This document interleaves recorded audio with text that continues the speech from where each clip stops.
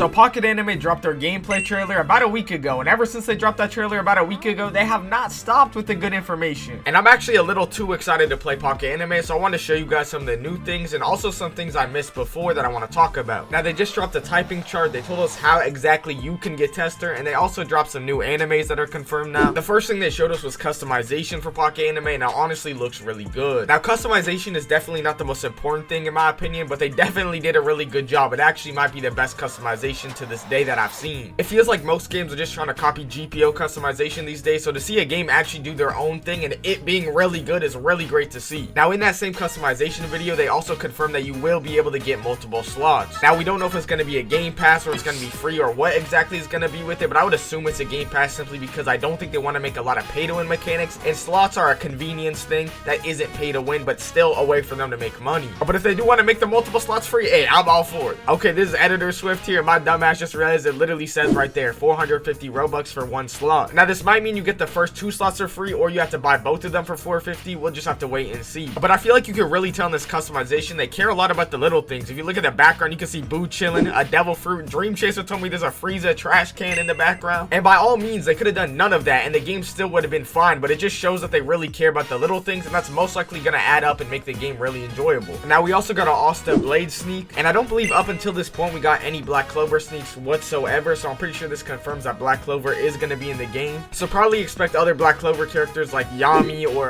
Yuno and things like that. I don't know if this means Black Clover is gonna get a whole arc and part of the story, or it's just gonna be kind of a side thing. We'll just have to wait and see. Now, we also got this sneak of the snake that Sasuke summons, and I'm pretty sure this is either gonna be a move that he has, or it's gonna be some type of thing similar to the Sea Beast where it's something you fight, or who knows, it could be both. And now this also reminds me of something I missed in the original trailer. If we go back to the part where he actually caught the Marine, it says 137. And now that means there's minimum 137 Animons in the game, or at least you would assume that, and that is a lot of content. And if we compare that to actual Pokemon, the first Pokemon region by the official Nintendo and everything had 151. So it looks like they're minimum releasing with the same amount as actual Pokemon did. And it looks like they're still adding more. Obviously, we just seen Black Clover, so I would assume there's going to be a lot more than that. Either way though, I wasn't even expecting to have 100, so realistically it's a W regardless. My main concern right now for Pocket Anime though has to be about update speed. No matter how much content they release with, if they don't update frequently, the amount of content is never going to be enough. And the quality of the things in this game are very high, so usually that's going to take longer to update. And they still haven't said exactly how often they plan on updating. I would hope for something like once a month, but we'll just have to wait and see what they do. Now, the next thing they confirmed is the typing chart, and that's actually a really big deal. Now, obviously, with this being a Pokemon type game, typing is really what determines how strong certain builds and certain combinations are going to be. And now, luckily for us, we also did see all the starters different types, so we can determine which starter is most likely going to be on the stronger side compared to the weaker side. But if you guys don't know how to read this chart, don't worry, I got you. So the left side bar is how strong it's going to be when it's physically getting attacked, and the top side bar from down to up is how strong it is when it's actually defending. So for example, if we look at psychic type, if you look from left to right, you'll see what it's attacking against, and if it's attacking against ghost, it's 2 times as effective. If it's attacking against demon, it's half as effective, and if it's attacking against fighting, it's also 2 times as effective. Now, if we look at it from up to down, we can see what psychic is weak against and good against for its defense. So it's good against ghost for defense, it's weak against demon, and it's also good against fighting, and it's bad against dark. Now, I'm definitely not the Pokemon expert by any means, but I'm pretty sure psychic type is going to be really good, and that's also one of the starters, which is Majin Buu's type. For those that don't know the starters, there's Sasuke, who's a fire type, there's Ichigo, who's a soul type, which is kind of like ghost in Pokemon. Like I said, there's Majin Buu, who's a psychic type, and there's also Luffy, who's a fighting type. And now I would assume as some of these evolve, they would get a second type. So for example, Sasuke is fire type, and fire type actually looks kind of trash, but the thing about fire type